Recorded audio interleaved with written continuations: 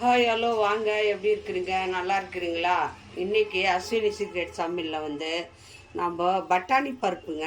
பாருங்கள், நான் பட்டாணி பருப்பு 2 ஹவருக்கு முன்னாடியே ஊற வச்சுக்கிறேன். கடலப்பருப்பு, பட்டாணி வரும் இல்லையா, அந்த பருப்பு இதில் வடை செய்ய போகிறோம். அந்த வடை எவ்வளோ டேஸ்டியாக இருக்க போது பாருங்கள். எப்படி செய்யுதுன்னு பார்க்கலாம். நல்லா ஒரு 2 மணி நேரம் ஊற வச்சுக்கோங்க, போதும், ரொம்ப நேரம் வேண்டாம். பருப்பு ஊறிச்சு.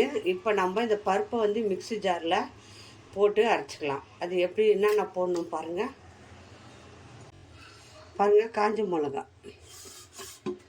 காஞ்ச மிளகா ஒரு 3 எடுத்துக்கிறேன். காரமாக இருக்கும் இந்த மிளகா. காரம் இல்லைன்னா 4 எடுத்துக்கோங்க, உங்களுக்கு எவ்வளோ காரம் வேணுமோ அவ்வளோ. காஞ்ச மிளகா பாருங்கள். பூண்டு, இஞ்சி இருந்தால் ஒரு துண்டு இஞ்சி போட்டுக்கோங்க. அது கூட கொஞ்சம் சோம்பு போட்டுக்கோங்க, அவ்வளோதான். இப்போ இதை நம்ம மிக்ஸி ஜாரில் பருப்பை ஜாரில் போட்டு ஒன்றும் பாதியமாக அரைச்சிக்கோங்க. நைஸாக அரைக்க வேண்டாம், ஏன்னா நைஸாக அரைச்சா வடை நல்லா இருக்காது. பாருங்கள், அரைச்சிட்டு காட்டுறேன். பாருங்கள், அரைச்சின்னு வந்துட்டேன். இப்போ இதில் போட்டுக்கலாம். பருப்பை அரைச்சிக்கணும், ரொம்ப நைஸாக அரைக்கக்கூடாது. பருப்பு அப்படியே இருக்குது பாருங்கள். பருப்பாக அரைச்சிக்கோங்க,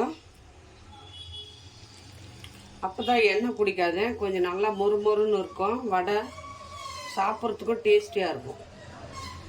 அதே கடலப்பருப்பில் நம்ம பட்டாணி பருப்புலேயே ஒரு வித்தியாசம் இருக்குது. பட்டாணி பருப்பில் ரொம்ப நல்லாயிருக்கும் டேஸ்ட்டு. இன்னும் வடை, கடலப்பருப்பு வடை. இதில் இப்போது என்னென்ன போடுறது பார்க்கலாமா. உப்பு இதிலே போட்டேன், உப்பு போட்டுருங்க. உப்பு போடுறது காட்டல. இந்த பருப்பு அரைக்கும் போது உப்பு போட்டு அரைச்சிருங்க. நான் கூட கொஞ்சம் பருப்பு முழுசாக எடுத்து வச்சுக்கிறேன். கொஞ்சமாக பாருங்க, முழு பருப்பு எடுத்து வச்சுக்கிறேன். அது போட்டுக்கோங்க. அது போட்டால் இன்னும் நல்லாயிருக்கும். சாப்பிடும்போது வாயில் அவ்வளோதான். கொஞ்சம் பருப்பு போட்டுக்கோங்க. பாருங்க, கொஞ்சம் கருவேப்பிலை போட்டுக்கோங்க. கருவேப்பிலை, கொஞ்சம் பெருங்காயம் கண்டிப்பாக போட்டாகணும், ஏன்னா அப்போ தான் நல்லாயிருக்கும். கேஸ்ட்ரிக் ஆகும் பருப்பு இல்லையா.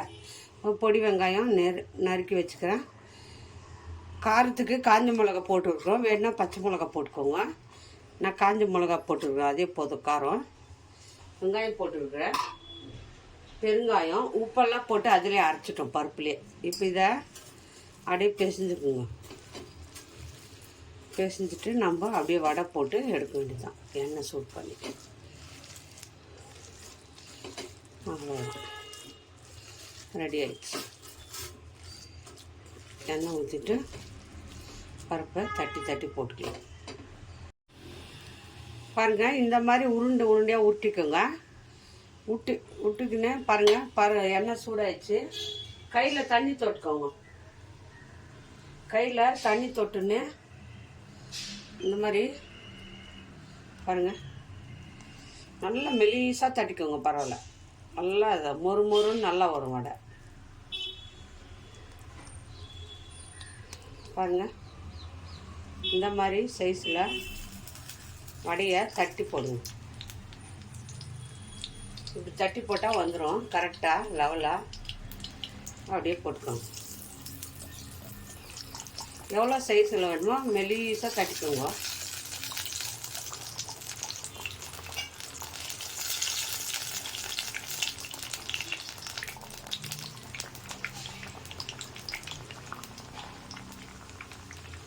மோட்டாவாக இருந்தால் சாப்பிட்றதுக்கு நல்லா இருக்காது. கொஞ்சம் மெலிசாக தட்டி போட்டிங்கன்னா நல்லாயிருக்கும் சாப்பிட.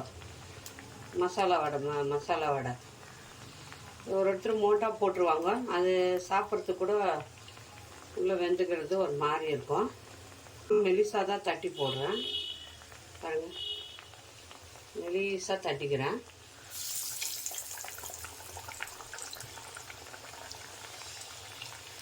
நாலு வடையாக சுட்டுக்கோங்க. நல்லா மெலிசாக தட்டி வடையை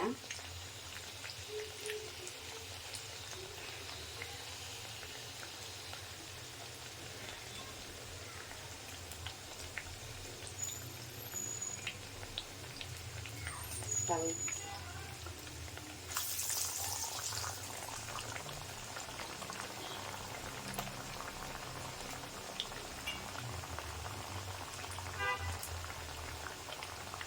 கொஞ்சம் ஹையில் வைக்காதுங்க, சிம்மில் வச்சுருங்க, மீடியமாக வச்சுக்கோங்க.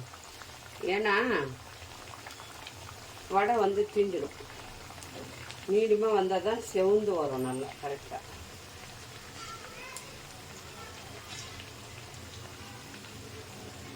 நல்லா மெலிசாக தட்டி கொஞ்சம் போட்டு டேஸ்டியாக இருக்கும் சாப்பிட. டீ டைமுக்கு சூப்பரான ஸ்நாக்ஸு வடை.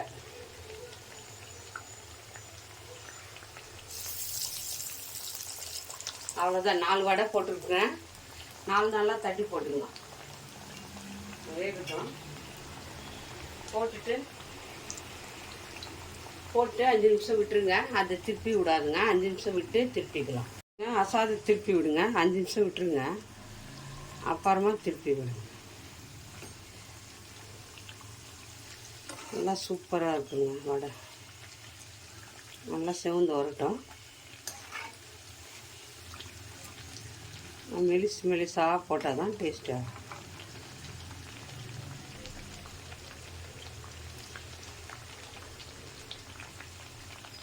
செவந்து வரும். நல்லா செவந்துடுச்சு வடை.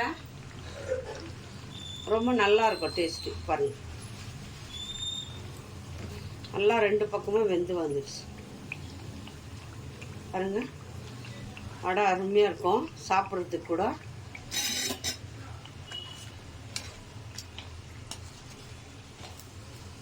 பாருங்கள், 4 வடையாக போட்டுக்கலாம். நான் 1 கப்பு பருப்பு தான் ஊற வச்சேன். வடை பாருங்கள் எவ்வளோ நிறைய வருது. மெலிசாக போட்டுக்கிறேன் பாருங்கள். எல்லாம் அதே மாதிரி போட்டு சுட்டுக்கலாம் பாருங்கள். எல்லா வடையும் சுட்டோம். 1 கப்பு வடை தான் போட்டோம் பருப்பு. 1 கப்பு பருப்புக்கு எவ்வளோ வடை வந்திருக்கு பாருங்கள். எவ்வளோ மெலிசாக வந்திருக்கு. நல்லா மெலிசாக சுட்டுக்கிறேன் வடை. பாருங்கள் எவ்வளோ சாஃப்டாக இருக்குது பாருங்கள். உள்ளே நல்லா வெந்திருக்கு. சூப்பராக இருக்குது. மொறுன்னு மேலே பாருங்கள், அருமையாக இருக்குது. யாருக்கு இந்த வடை பிடிக்கும்? இது பட்டாணி பருப்பு வடை.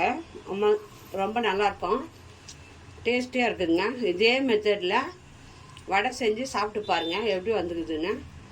அருமையாக இருக்குது, டேஸ்டியாக இருக்குது. டீ டைமுக்கு இந்த வடை ஸ்நாக்ஸ் பண்ணி கொடுங்க. பசங்க நல்லா விரும்பி சாப்பிடுவாங்க வீட்டில் இருக்கிறவங்க எல்லோரும். யாருக்கு பிடிக்குமா லைக் பண்ணுங்கள், ஷேர் பண்ணுங்கள், கமெண்ட் பண்ணுங்கள்.